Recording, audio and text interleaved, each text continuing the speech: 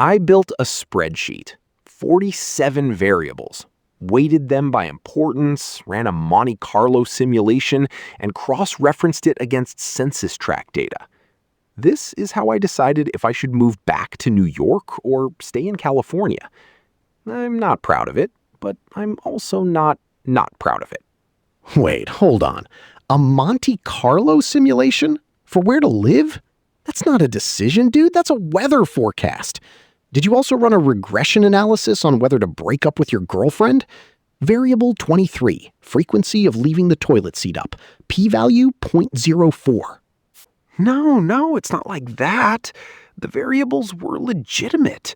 Commute time, walkability score, number of friends within a 30-minute radius, cost-adjusted rent, proximity to a Trader Joe's that isn't a complete nightmare on a Sunday. You ranked Trader Joe's proximity as a variable? You're a walking stereotype. The spreadsheet is just the physical manifestation of your inability to feel anything without a confidence interval. The embarrassing part isn't the spreadsheet. The embarrassing part is that I was embarrassed to admit it. I told people I was just feeling it out, seeing what the vibes were. Meanwhile, I had a color-coded histogram in my notes app. We're all told life should be organic and intuitive, that real people just know. But everyone is secretly running the numbers. They're just ashamed to say it. Oh, I'm sure.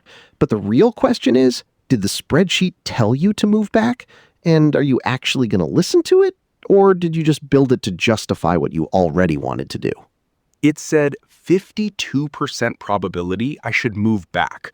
Basically a coin flip. So I spent 2 weeks agonizing over the weighting of the proximity to delis that have good pickles variable. And that's when I realized the spreadsheet wasn't helping. It was just datafying my existential dread. Welcome to 2024, where even your soul has a dashboard. I bet you looked at the Streisand effect this week. Government tries to hide some data, and now we're all staring at it, algorithmically on our phones, like a car crash. That's your life. You tried to hide your intuition, and now we're all looking at the spreadsheet. Fine, but at least I'm not the guy building his own OS to study chips. That's MIT-level avoidance. I'm just a guy with a Google Sheet and a prayer. Look, before we get into why everyone hates the spreadsheet guy, and trust me, they do, let's take a quick break. When we come back, we'll ask Woody Harrelson what his spreadsheet looks like. I'm betting it's mostly columns for number of Oscars and Instagram followers. My spreadsheet has only 3 variables: A-list status, box office returns, and my chiropractor's availability. I deleted the rest. It was clutter. I can't tell if that's more or less honest than my Trader Joe's variable. I'm going to say more. This podcast is brought to you by Mattress, not a typo. We've removed the second T because data integrity demands sacrifice. Oh God, here we go. Mattress, the only mattress that monitors your existential thrashing and adjusts firmness based on your cortisol levels. Did you just Google, is it too late to move to Osaka? Boing, pillow top mode. And when you wake up at 3 a.m. wondering if you should have stayed in Chicago, the mattress plays ambient sounds of the L train and a neighbor's domestic dispute. For nostalgia. But wait, there's more. Our Mattress Companion app uses your sleep data to suggest a zip code. Last night, it told me to move to Tulsa. I have never been to Tulsa. I have no friends in Tulsa. So it's location-based gaslighting. Love it. My mattress detected I was having a nightmare about Rotten Tomatoes scores. It inflated the head area by 12%. I think it was trying to kill me. See? It cares. Also, we are now partnered with Buy Optum Eats, a meal kit that analyzes your stool samples to determine your dinner. Every box comes pre-labeled. You are deficient in zinc and human connection. My first box just had a note that said, your microbiome suggests you lie about liking kale. Stop. I haven't eaten in 2 days. That's the reset phase. It costs extra. This is dystopian. And I'm saying that while the government accidentally leaked every DM I've ever sent to a Child Stars fan account. The classic Streisand effect. They tried to bury the data, and now we're all reading it on Blue Sky at brunch. Nobody read yours. BenjaminKabak.com got 12 likes for a diarrhea post about railway deregulation. We're fine.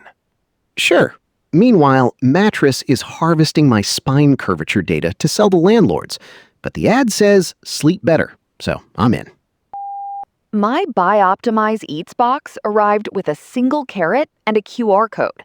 The QR code was an apology from the CEO. Perfect. Order now. Use code and shrinkfication for 20% off your first shipment of shame. We'll be right back with more spreadsheets and less hope. Welcome back. Before the break, we were mainlining optimization like it's a life-saving drug. Now I want to talk about the people who look at that spreadsheet and say, ugh, that's so dehumanizing. Just vibe it out.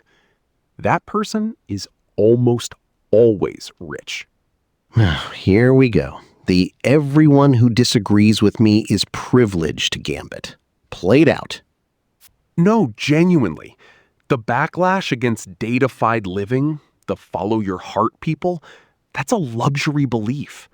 You can only afford to go with your gut if your gut has a golden parachute. If you're wrong, daddy pays your rent. Meanwhile, my kids in San Antonio, 11-year-olds, they already understood opportunity cost calculus better than any McKinsey partner. They knew exactly how many minutes of bus ride equaled one granola bar. That's not dehumanizing.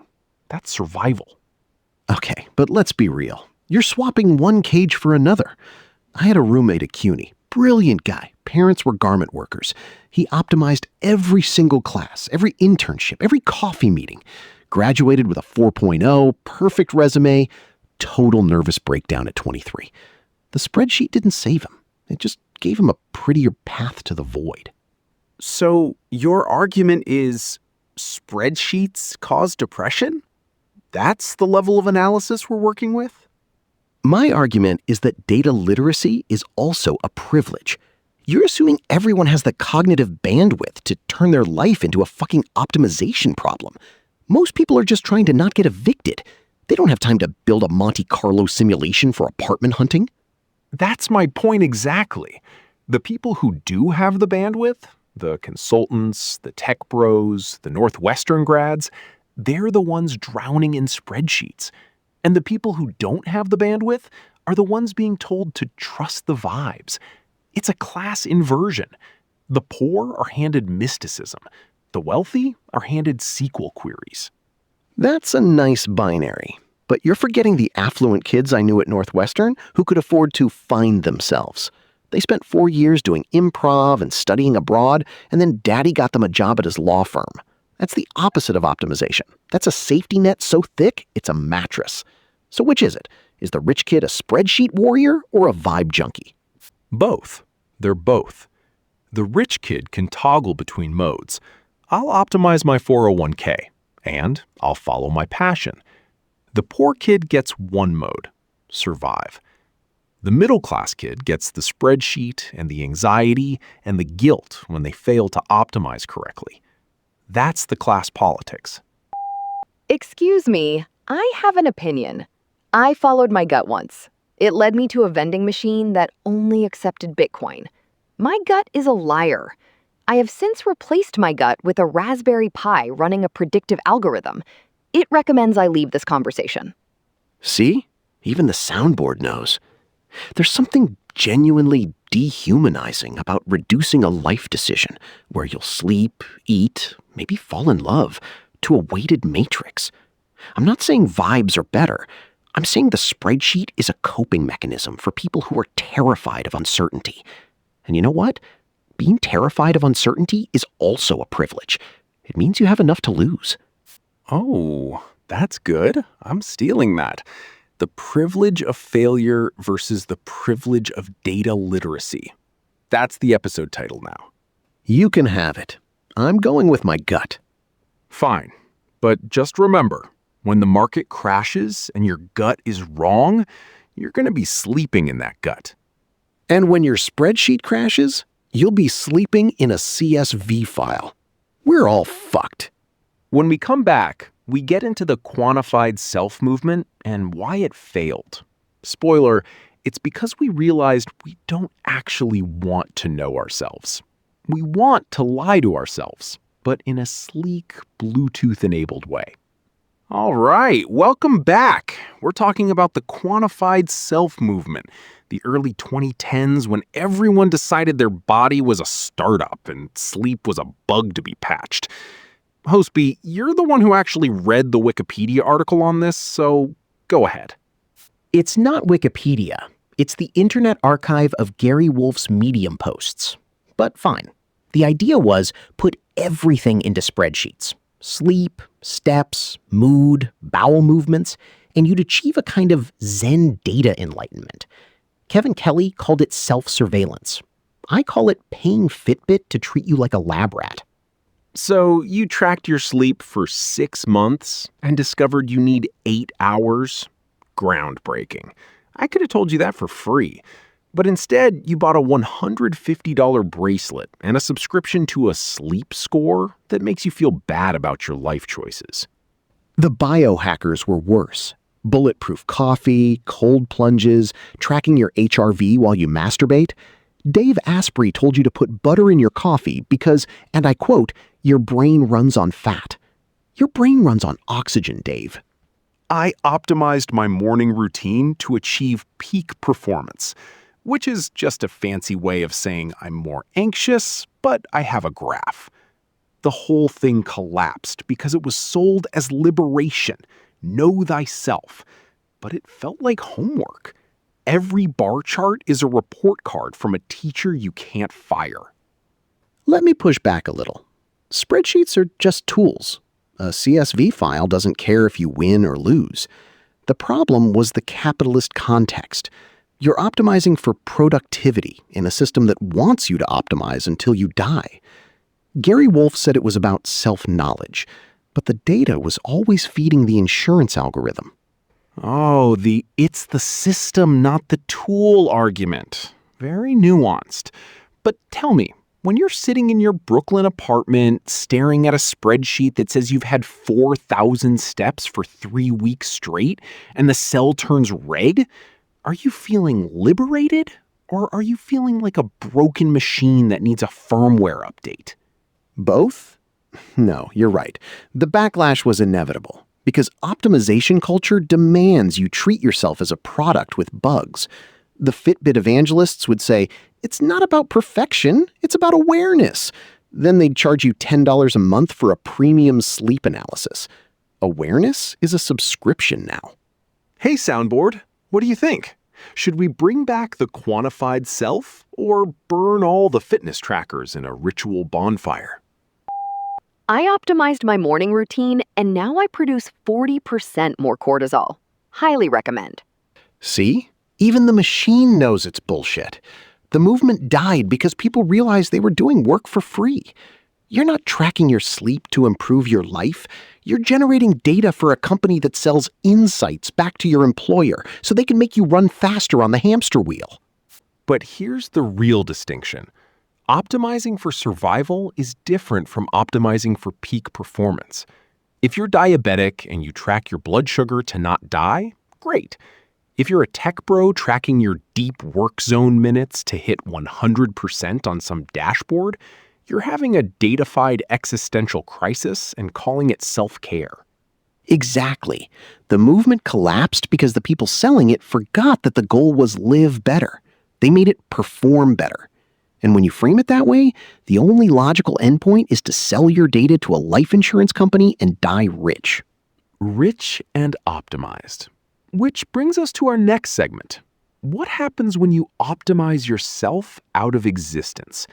We'll be right back after these messages. This segment is brought to you by VitalScore, the only life planning platform that turns your existential dread into an actionable, color-coded dashboard. You're not having a crisis. You're just under-optimized. VitalScore. Because your gut feeling is statistically insignificant. Their tagline, not mine. So here's the pitch. You're trying to decide between moving to Austin, Denver, or staying in your rent-stabilized Brooklyn shoebox. You open VitalScore, you input your income, your gym attendance, your therapy copay, your kink compatibility index. Wait. Kink compatibility index? That's a field? It's a slider, 0 to 100, alongside proximity to a quality faux restaurant and average commute time weighted for road rage. And they tell you where to live? No. They tell you how alive you are. They rank your zip codes. They give you a life viability score that's basically a credit score for your soul. You put in, I want to be near a Whole Foods and also not get shot, and it spits out a number. You're a 72. Denver's a 68. You're dead. So it's astrology for people who know Excel. Exactly. But it's worse, because the free version sells your anxiety to life insurance companies. So now you get an email from MetLife. We noticed you rated your emotional resilience as a 3 out of 10 in Denver. Should we adjust your premium? And the paid version? The paid version, $49 a month, adds a consulting tier. You get a human, some guy named Brent, who's optimized his own life viability score to 94 and will build you a custom spreadsheet with 47 tabs. There's a tab for friend density per capita and one for gentrification velocity. Gentrification velocity? That's just how fast is the neighborhood getting worse for everyone else so it can get better for me. Yeah, but they call it cultural refreshment rate, and you can toggle it on a slider. Want to live somewhere that's 80% authentic and 20% luxury condo? They've got a map for that. I hate that I can see the appeal. I really do. Because moving is terrifying. You want someone to tell you the right answer. You want a number. But the number's always lying. Of course it's lying. The algorithm is built by a guy in Palo Alto who's never left a 5-mile radius. But now you're not making a choice. You're executing an output. Soundboard. What do you think? Soundboard celeb, you've been quiet. Is VitalScore the way forward, or should we all just burn our zip codes and draw straws? I moved to Boise because a spreadsheet told me it had the lowest emotional taxation rate. The wind was real. The spreadsheets did not account for the wind. There you have it. The wind is what breaks the model.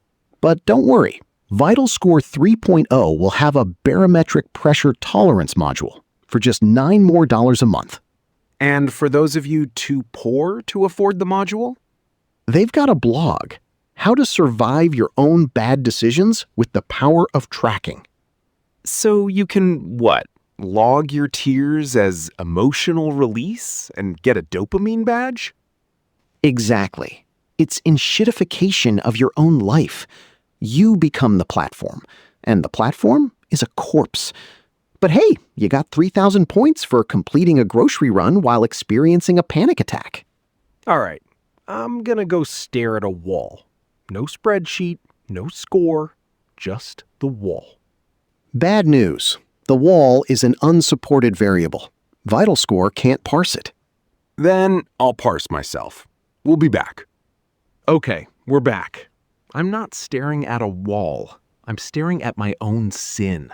The spreadsheet. Columns A through J. This is what I used to decide if I should move back to Chicago or stay in D.C. or, God forbid, try Austin. Wait, you had vibe factor as a 1 to 10? That's not a variable. That's the output you were pretending to discover. You already knew the vibe.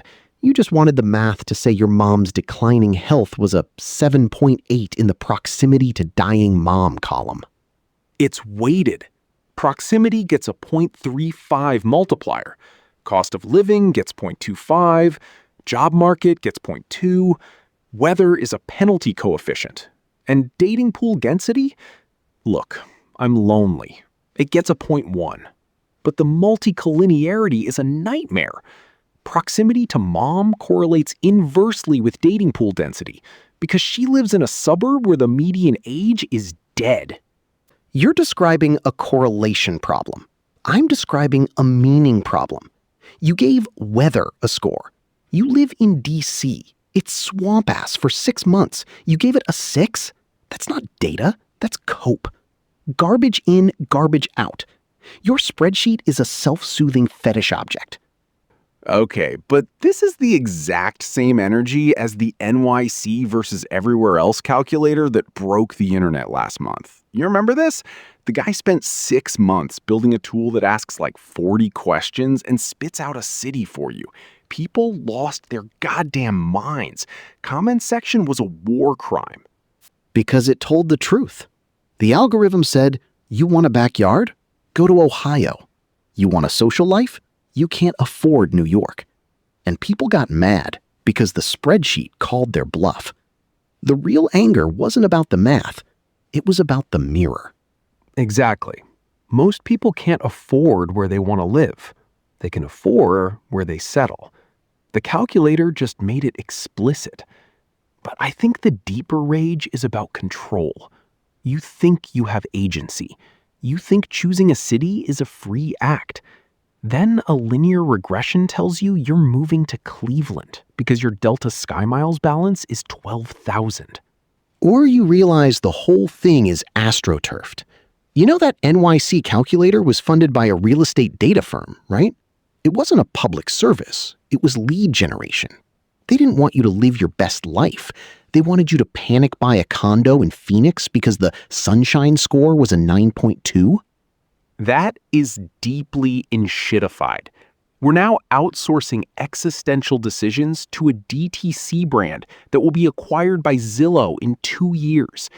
And speaking of platforms eating themselves, According to my calculations, the vibe factor is statistically insignificant.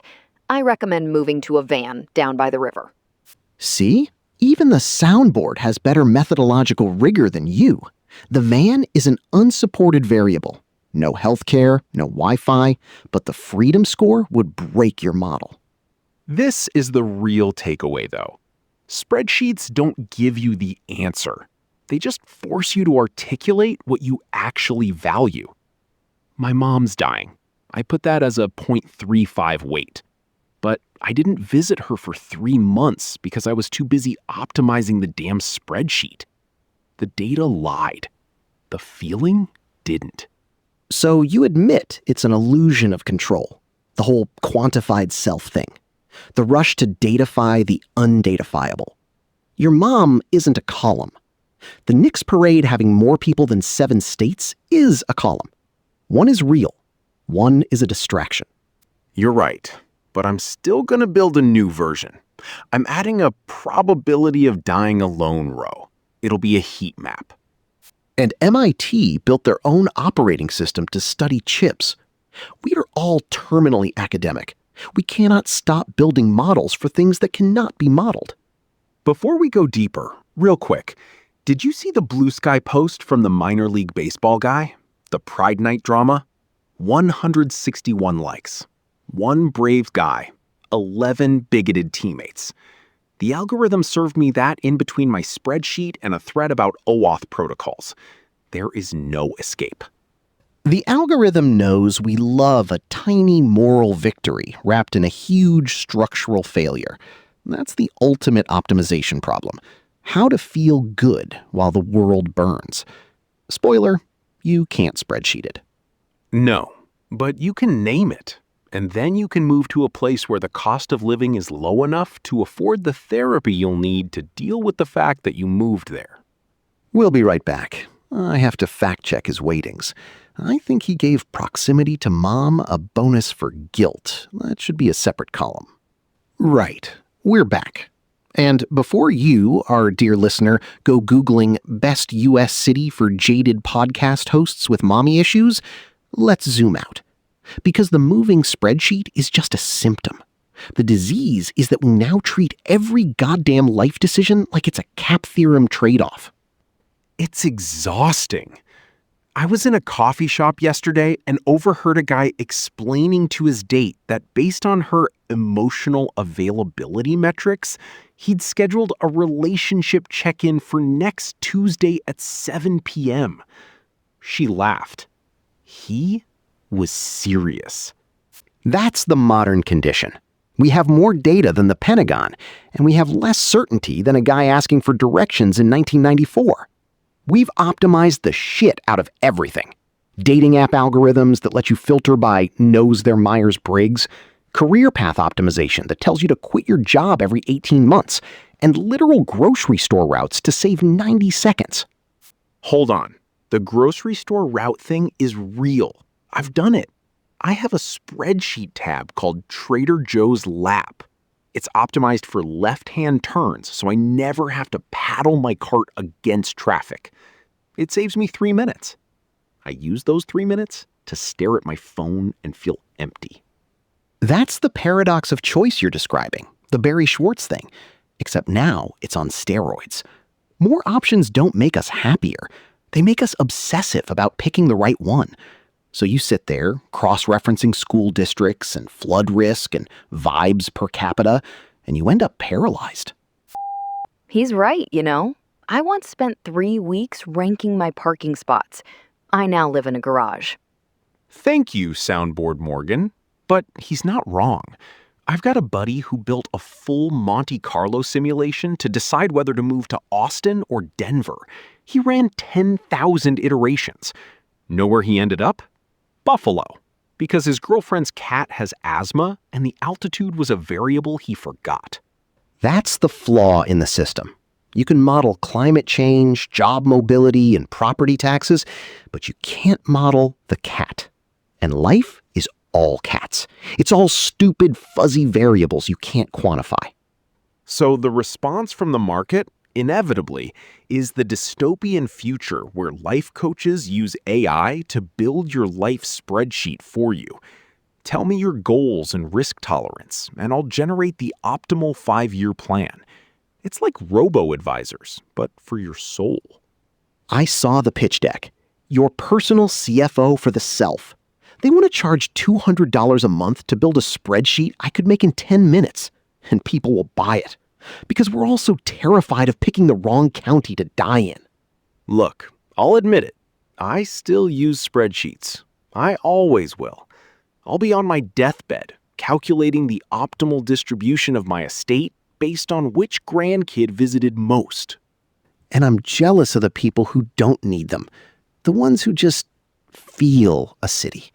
Who say, I like the light here, and that's enough. I hate those people. But I also want to be them. So we agree. The problem isn't the spreadsheet. No, the problem is that we need one at all.